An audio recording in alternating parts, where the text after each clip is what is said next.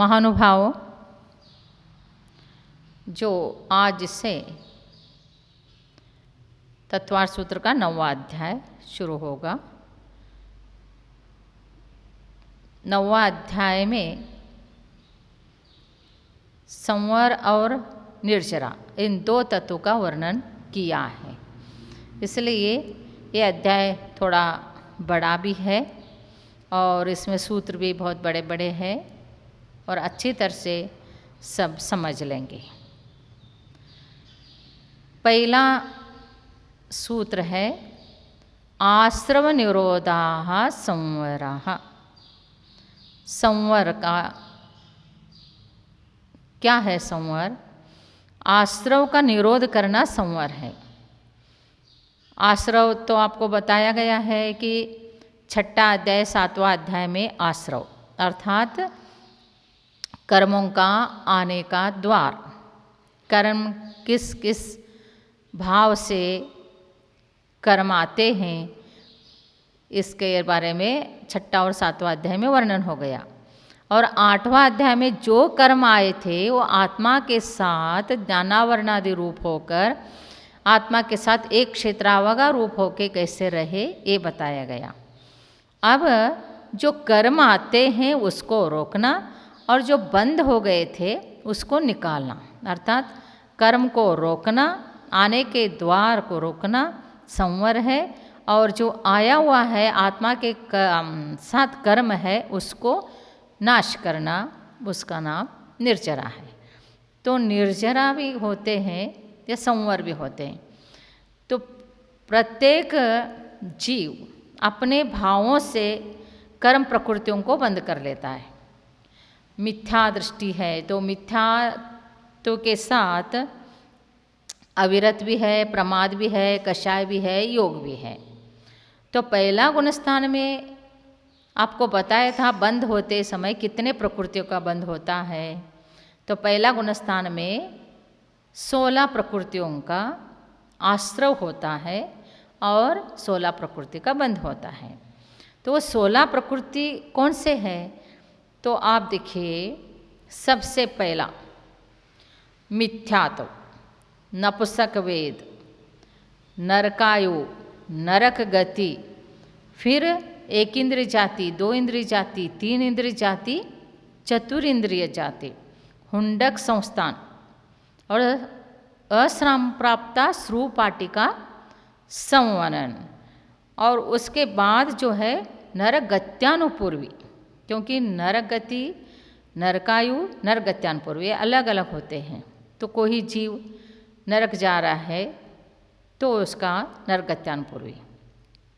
फिर आतप, स्थावर, सूक्ष्म और साधारण, ये क्या है? 16 प्रकृतियाँ मिथ्यात्व गुणस्थान में बंद हो जाते हैं। तो यहाँ तक ही उनका बंद है, इसके आगे नहीं।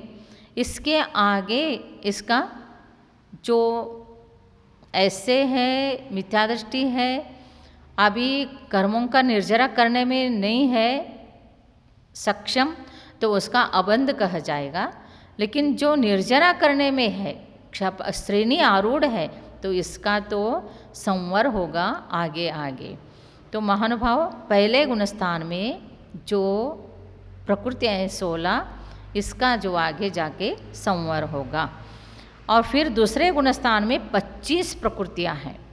निद्रा निद्रा, प्रचला प्रचला, स्थानग्रद्य, फिर अनंतानुबंधी संबंधी, क्रोध, मान, माया, लोभ, फिर स्त्रीवेद, तिर्यंचायु, तिर्यंच गति, फिर नग्रोध परिमंडल संस्थान, स्वाति संस्थान, कुब्जक संस्थान, वामन संस्थान और वज्र नारा संवन, नारा संवन, अर्धनार संवन, कील संवन, ये संवन है। फिर तिर्यंच गत्यानुपूर्वी, उद्योत, फिर अप्रशस्ति विहायो गति, दुर्भग, दुस्वर, अनादि और नीच गोत्र, ये जो है 25 प्रकृतियाँ दूसरे गुणस्थान तक बंद होते हैं और आगे इसका बंद नहीं होता है। आगे जाकर जब व्रत धारण करेंगे, इस संबंधित कषय का अभाव होगा, अनंतानुबंधी, तो संवर हो जाएगा। फिर तीसरे गुणस्थान में तो मिश्र परिणाम है, तो वहाँ पर तो आश्रव का बंध का मतलब नहीं है। और वही वाले प्रकृतियाँ चौथे गुणस्थान में जाकर क्या होते हैं, 10 प्रकृतियों का चौथा गुणस्थान में बंद होता है। 10 प्रकृति कौन कौन से है, तो पहला अप्रत्याय ज्ञान, क्रोध, मान, माया, लोभ है। फिर उसके बाद औदारिक शरीर, औदारिक अंगोपांग, मनुष्यायु, मनुष्य गति और वज्रवृषभ नारद संवर्ण और मनुष्य गत्यानुपूर्वी, ये 10 प्रकृतियाँ चौथा गुणस्थान तक। तो ये सब मिलके पहला गुणस्थान के 16 प्रकृति, दूसरा गुणस्थान के 25 प्रकृति और 10 गुणस्थान चौथा गुणस्थान के 10 प्रकृतियाँ। तो ये सब यहाँ तक रह के इसके आगे क्या होता है कि इसके आगे इसका संवर हो जाता है। फिर 5वां गुणस्थान में सिर्फ 4 प्रकृतियों का आश्रव होता है। और वो 4 प्रकृति कौन से, तो प्रत्याय ज्ञान, क्रोध, मान, माया, लोभ ही है। और 5वां गुणस्थान अर्थात चौथा गुणस्थान में 10 प्रकृति, 5वां गुणस्थान में 4 प्रकृति और प्रत्याय ज्ञान संबंधी। और 6ठा गुणस्थान में 6 प्रकृतियाँ, असाता वेदनी, अरति, शोक, अस्थिर, अशुभ, अयश कीर्ति, ये 6 प्रकृतियों का आश्रव होता है। आगे जाकर इनका संवर हो जाता है। ये 6ठे गुणस्थान का हो गया। और 7वां गुणस्थान में एकमात्र देवायु का आश्रव होता है और आगे जाके उसका भी क्या होता है, संवर होता है। 7वां गुणस्थान। और 8वां गुणस्थान में भाग है, तो पहला समय आदि में निद्रा और प्रचला, फिर कुछ समय जाने के बाद फिर 30 प्रकृतियाँ हैं। तो वहाँ पर क्या है, जैसा देवगति, पंचेंद्रिय जाति, वैकृक शरीर, आहारक शरीर, तेजस शरीर, कार्मन शरीर, फिर समचतुरस्र संस्थान, उसके बाद वैकृक अंगोपांग, आहारक अंगोपांग, और उसके बाद क्या होता है, वर्ण होते हैं, वर्ण, गंध, रस, स्पर्श।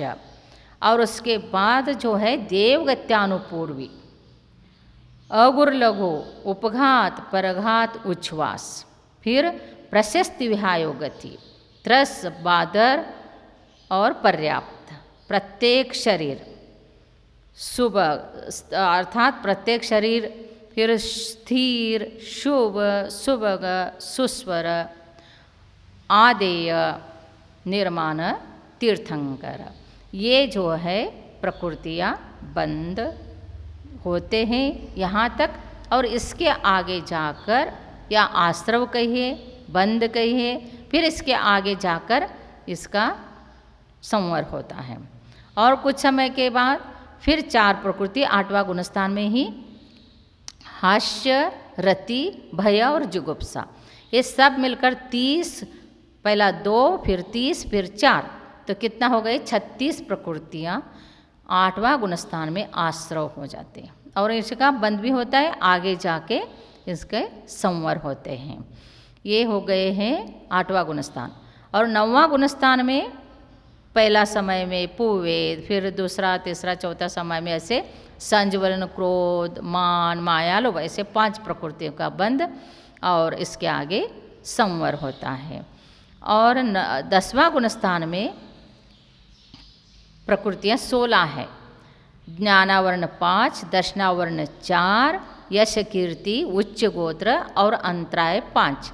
इस प्रकार से 10वां गुणस्थान में 16 प्रकृतियों का आश्रव होता है, बंद होता है, फिर उसके बाद आगे जाकर संवर हो जाता है 10वां गुणस्थान। फिर 11 उपशांत कषाय कहे, उपशांत मोह कहे, क्षीण कषय, क्षीण मोह, फिर संयोग केवली।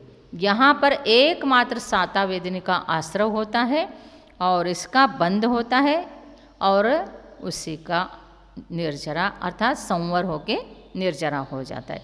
इस प्रकार से 14 गुणस्थान में ये जो प्रकृतियाँ हैं, इन सारे प्रकृतियों का आश्रव कहाँ कहाँ कौन कौन से गुणस्थान में हुआ, किस कारण हुआ? क्योंकि आश्रव जो होता है, बंध जो होता है, वो किन से होता है? मिथ्यात्व, अविरत, प्रमाद, कषाय और योग से होता है। और ये जहाँ जहाँ है वहाँ तक, तो आगे जाकर 10वां गुणस्थान तक कषाय है। पहला गुणस्थान में तो मिथ्यात्व है, उसके बाद तो प्रमाद, छठे गुणस्थान तो अविरति, तो कहाँ तक है? 4वां गुणस्थान तक। फिर 5वां गुणस्थान से विरति हो गए, विरताविरत हो गए। फिर वास्तविकता जो विरक्त है 6ठा गुणस्थान, तो वो प्रमत्त है, वहाँ तक प्रमाद भी है। आगे जाकर कषाय भी है, तो 10वां गुणस्थान तक कषाय है। सूक्ष्म लोभ तक वहाँ तक है। उसके बाद जो है सिर्फ कषाय का अभाव होकर योग ही रह जाता है। इसलिए योग के निमित्त से मात्र एक साता वेदने का आश्रव होता है, बंध होता है, फिर उसके बाद संवर और निर्जरा होता है। तो इस प्रकार से आश्रव निरोधः संवरः कहा है। तो महान भाव, ये जो प्रकृतियाँ हैं, इस प्रकृतियों को जानना, याद करना, सामायिक में मन नहीं लगता है तो ये सारे चिंतन करना, कौन कौन से गुणस्थान में कौन से प्रकृतियों का आश्रव होता है, बंद होता है, फिर किस निमित्त से वो संवर होता है, निर्जर होता है, आदि आदि। फिर कहते हैं तपसा निर्जराश्च, तप के द्वारा। हाँ, एक मिनट, एक सूत्र है, तो ये दूसरा सूत्र कौन से? वो जो संवर होता है और निर्जरा होता है, तो किससे होता है? स अर्थात वो संवर गुप्ति समिति धर्मानुप्रेक्षा परिशेजय चारित्रैहि, किससे होता है?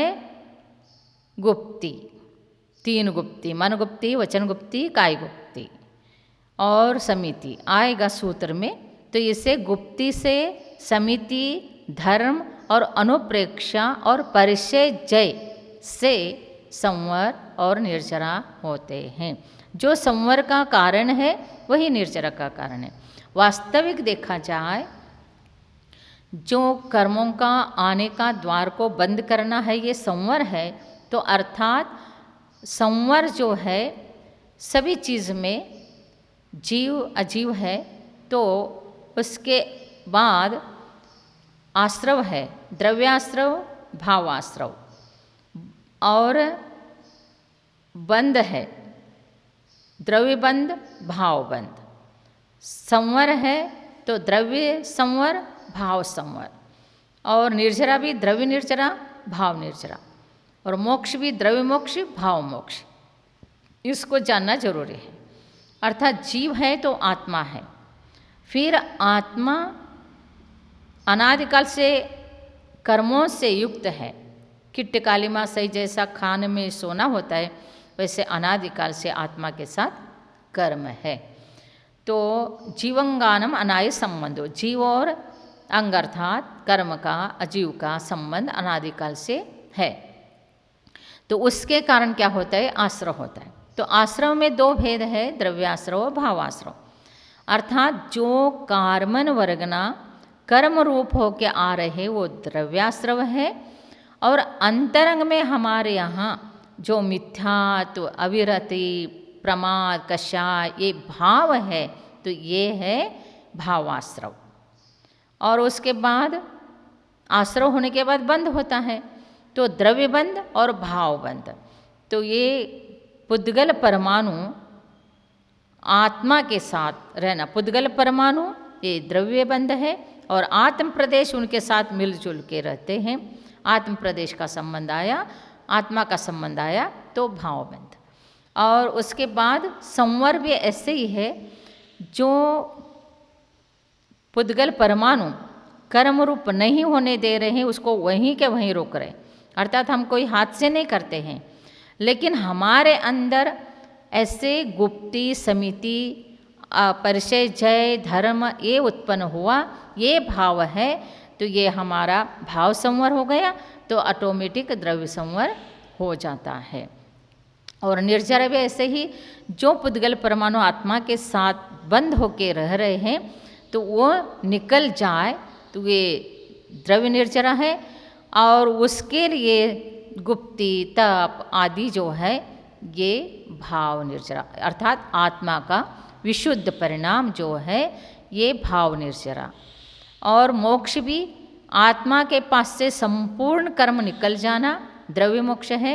और आत्मा शुद्ध आत्मा, न्यायक आत्मा, दर्शन ज्ञान चारित्रमय आत्मा शुद्ध रूप से वो जो मोक्ष में अर्थात यहाँ से कर्मों को नाश करके सिद्ध शिला में विराजमान आत्मा हो जाते हैं तो भाव मोक्ष हो गए। यदि आत्मा वहाँ जाके बैठता है उसी को मोक्ष कहे, कोई भी शरीर सहित है, वो ऐसे तो पंच स्थावर तो वहाँ भी है जहाँ सिद्ध रहते हैं वहाँ, लेकिन उनको मोक्ष नहीं हुआ। लेकिन कर्मों से रहित आत्मा हो गया तो वो द्रव्य मोक्ष होते ही भाव मोक्ष हो ही जाता है।